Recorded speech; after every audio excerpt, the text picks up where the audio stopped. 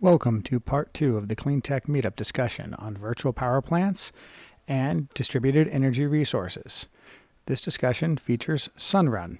I'd like to welcome Carl Lenox. Carl Lenox is a Senior Director in Electrification and Advanced Product Management at Sunrun.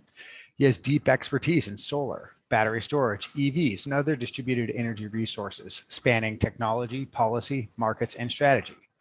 Prior to that, he was a principal at Total Energies and a solution architect at SunPower. He has a LinkedIn profile that's in all caps. Please welcome Carl Lenox. Thank you. Very happy to be here. Looking forward to giving you a little bit of a view on how we look at virtual power plants and get into some discussion. So if you don't know about Sunrun, we were founded in 2007. We're focused entirely on the residential solar and storage market in the US, both single family and multifamily.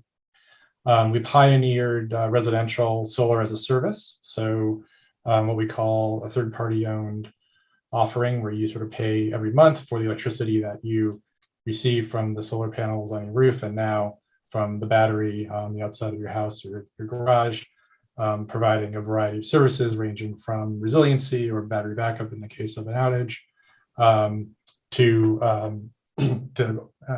energy rate arbitrage, to grid services as aggregated into virtual power plants. We currently have over 660,000 customers. We actually added 110,000 customers just this last year. We operate across 22 states, Washington, D.C., and Puerto Rico. So getting into it a little bit. So why DERs? Actually, I'm going to get rid of that. Okay, cool. So from our point of view, flexible residential DERs are really critical and key to running an efficient grid. There have been a lot of studies on this, actually, some really good work out of Vibrant Clean Energy, I point you to in particular, that really looks at if you really kind of co-optimize grid operations with distributed energy resources, not just as kind of negative load, but as a dynamic resource, you end up with a situation where kind of the lowest costed system for everybody and the cleanest system for everybody is one that has a fairly high share of distributed energy resources. And so that's the future that we're really looking to lead and be part of.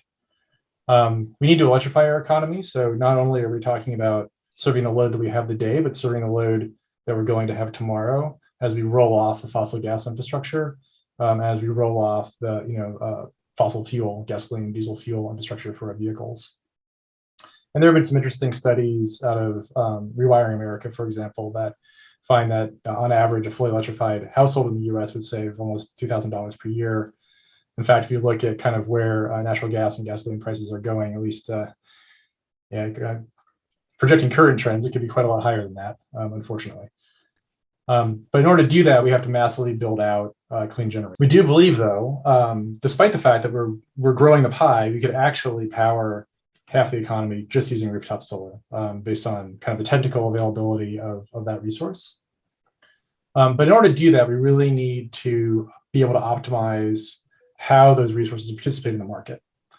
So, you can't just kind of like bolt a bunch of solar and storage and dispatch it in a really simple way and expect that to work. It really has to be operating in a very dynamic way with the power system, understanding the constraints of that system, both at the wholesale and distribution level, and interacting with other distributed energy resources, be they heat pumps, energy storage, EV chargers. So I'll give a couple of case studies of where we're at today. We're currently operating across about 12 different grid services programs or virtual power plants all over the US.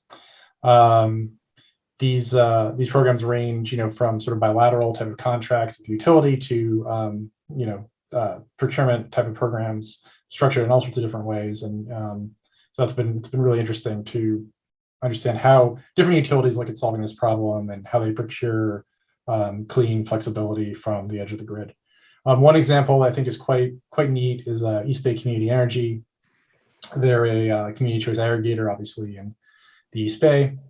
And this is all focused on affordable multifamily housing, MASH, in West Oakland and Alameda County. So we actually put solar on these apartment buildings. We deliver bill savings to the residents via virtual net metering.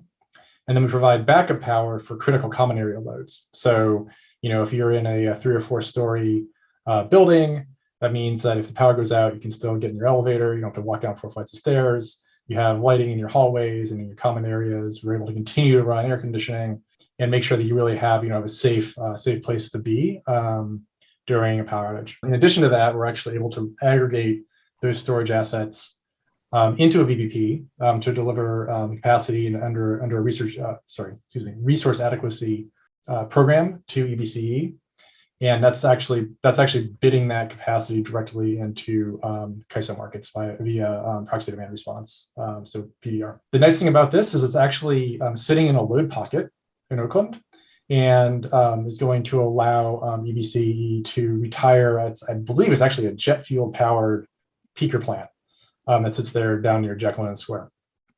So it's a huge win, bill savings for the residents, improvement in resiliency, and directional direction and pollution, like in an urban community. At kind of a different scale, we're also participating, for example, in ISO New England. So this is direct participation into a wholesale market.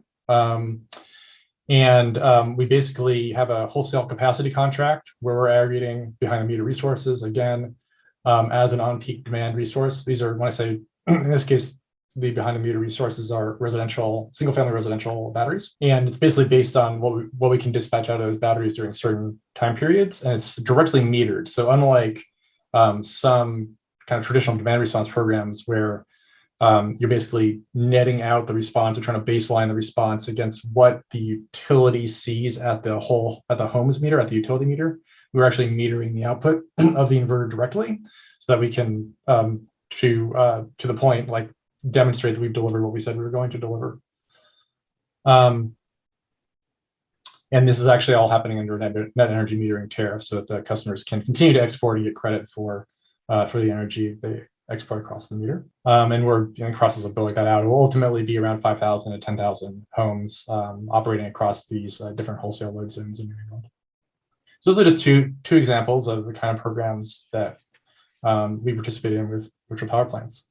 But very, very exciting for us. We start talking about electric vehicles. We are actually partnered with Ford in the rollout of their F-150 Lightning, which is a extremely exciting truck. I think it's really the iconic American pickup truck, and seeing that become not just electrified, but like a really amazing vehicle is just such a cool thing, and it's such a wonderful thing to be able to be part of that. What we're doing with Ford is we're actually we co-developed and are installing EV chargers for these vehicles, and we actually are working with them. Co-developed a bidirectional EV charging inverter, so that the truck can actually share power first with the house. So initial use case is that when, in the case where the grid is down, the truck can actually power your house, the entire house, for up to 3 days, or even longer if you carefully manage your energy usage. So quite a long time. Then we certainly have a roadmap and a desire to move to being able to actually use that truck as a behind the meter resource when the home is connected to the grid.